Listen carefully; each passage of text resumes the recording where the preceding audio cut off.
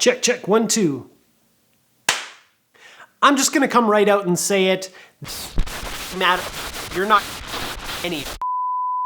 Sorry about that. What I meant to say is that having good audio in your videos is as important, if not more important, than having good quality video. What is up, people? Dunna here, and today I'm gonna tell you how to get better audio in your videos. If you're new around the channel, welcome. I do videos every Monday about video, photo, music, and life. So if you're into any of those things, make sure to subscribe to the channel to see more. I try my best to answer every single comment, so drop one down below and let's chat. So how do you get better audio for your videos? And today we're gonna be specifically talking about choosing the right microphone. Believe it or not, I am not a full-time YouTuber. I know, crazy, right? For the past 10 years, I have been working as an audio engineer and music producer, so I record people and I produce music for people. So audio is a pretty huge part of my life. And with that being said, I am pretty confident in telling you that there is not one microphone that is best for every single situation. There are a pile of different types of microphones that you can use, and some are best in some situations and some are best in other ones. So today we're gonna go over 3 different microphones, 3.5, that you can be using on your videos. I'm gonna show you what each of those microphones sound like, talk about what they're good for, what they're not so good for, when it makes sense to use them, and I'm also gonna give you some tips on how to get the most out of them. First and foremost, the most popular choice amongst YouTubers is the on-camera shotgun microphone. Now you've seen this in videos before where the YouTubers have a microphone right up on their camera. It's like this big kind of handle looking thing.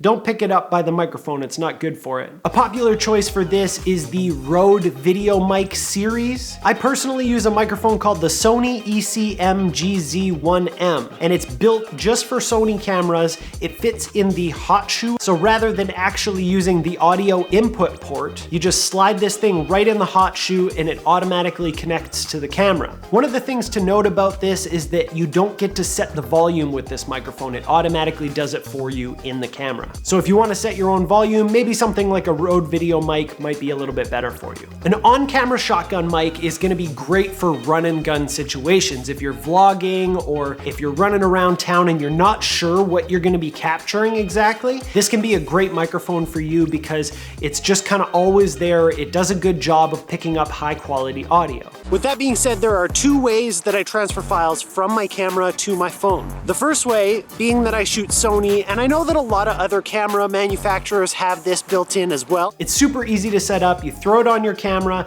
you plug it in, and you're good to go. One of the best things about this setup is that there's no syncing of audio and video in post. Because you're going straight into the camera, it's already synced up for you. So when you pull the video in, it's already got the audio lined up. Some of the downsides to this setup is that you can only really use this well with a wide angle lens. The reason that I say this is because you want to be close to the camera. General rule of thumb is to keep the microphone as close to you as possible. So if you're using a wide angle lens, you can get the camera closer, which means you're gonna get better quality audio.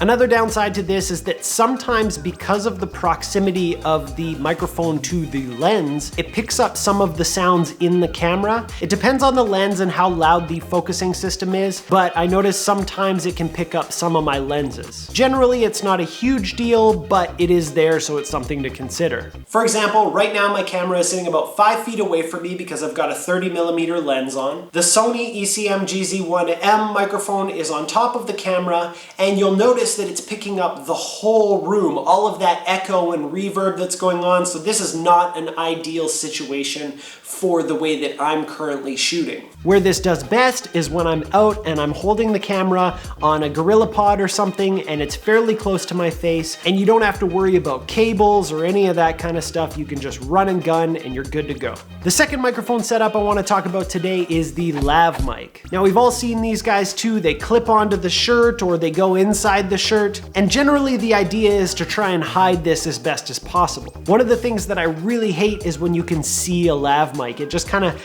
takes you out of the whole experience. Now this microphone for me was kind of an experiment. I wanted to see how this would stand up against something like the on-camera shotgun microphone. And I was pleasantly surprised. This is just a super cheap lav or lapel mic that they sell on Amazon from a company called Power Wise. I'm pretty sure I picked it up for pretty close to $20. It says that it's normally like $55, but it was on sale when I bought it, and I just checked now and it's still on sale, so go check that out if you want. And it does perform really well. One thing that's awesome about this is that I can plug it straight into my phone. Well, not straight into my phone, you know, iPhone users, no headphone jack. You can either use the built-in voice message app, or if you want a little better quality, there are lots of apps out there.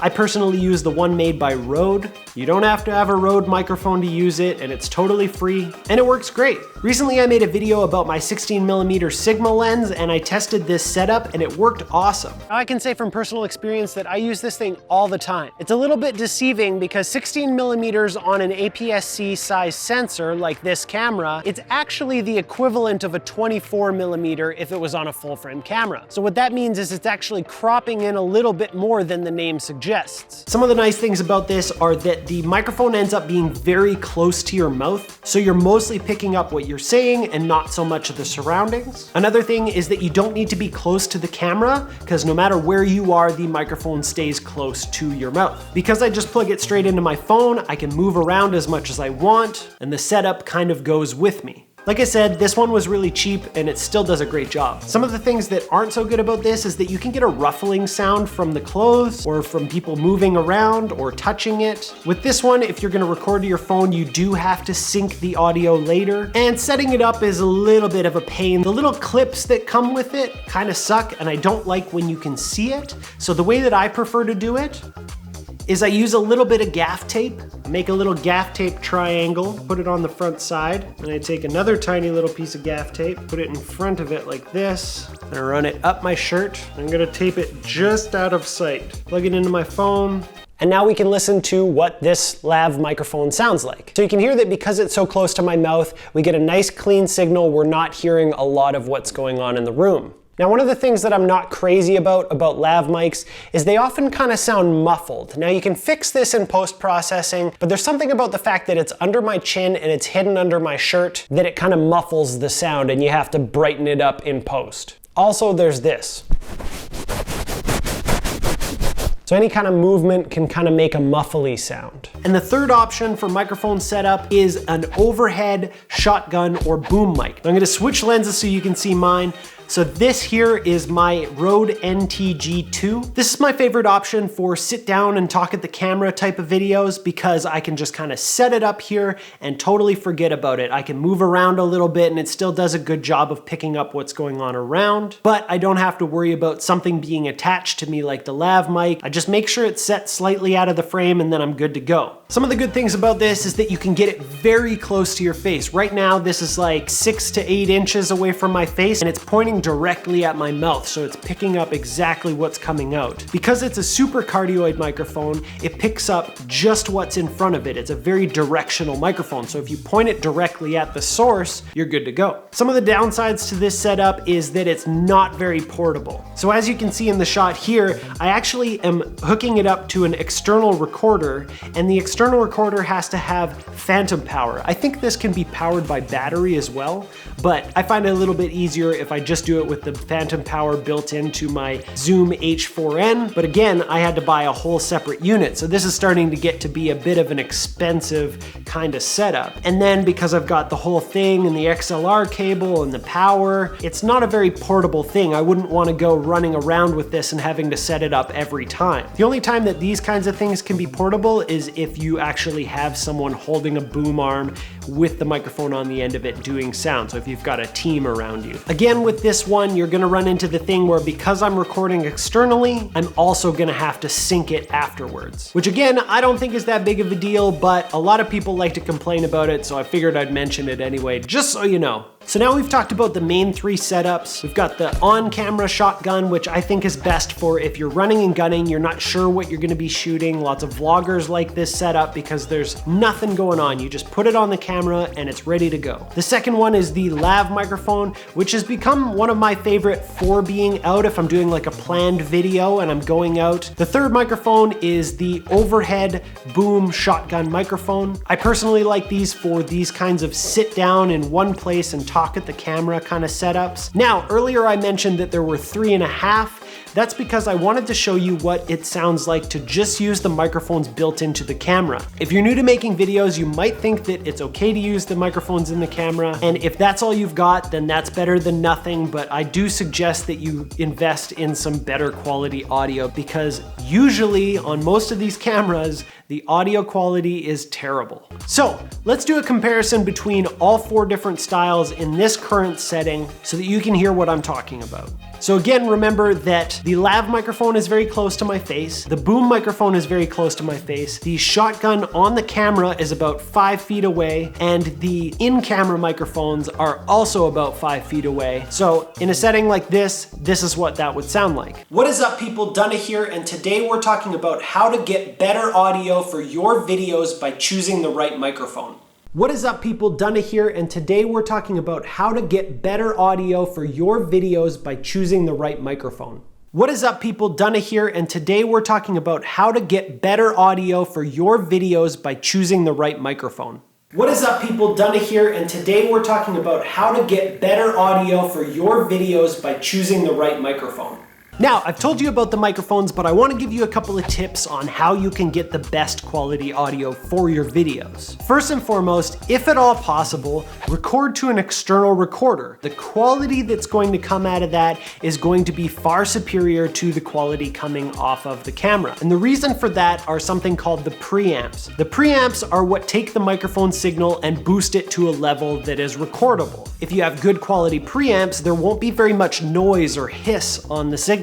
If you have bad quality preamps, you're gonna get some noise in your signal and it's not gonna be as good quality. This isn't always an option depending on your situation, and some camera manufacturers have better preamps than others, but if you can, record to an external recorder. Another tip is to get that microphone as close to your subject as possible. The closer the microphone is to the subject, the more it picks up of that subject and the less of the surroundings. So if you don't wanna hear the echo or the reverb in the room, or if you don't wanna hear the birds chirping and the traffic, get that microphone nice and close. Another tip is to make sure you're setting the right level. General rule of thumb is that the loudest sound you think you're going to get, set that so it's about 3/4 of the way up on the meter. Then you've got a little bit of room just in case something louder happens, but also you know you're not going to be distorting the signal. You can always turn it up a little bit in post-production if you need to. Another tip that I have for you is to plan ahead if you can. If you know you're going out to do a shoot, try and plan your audio just as much as you plan your video and your lighting. Like I said before, it's as important, if not more important.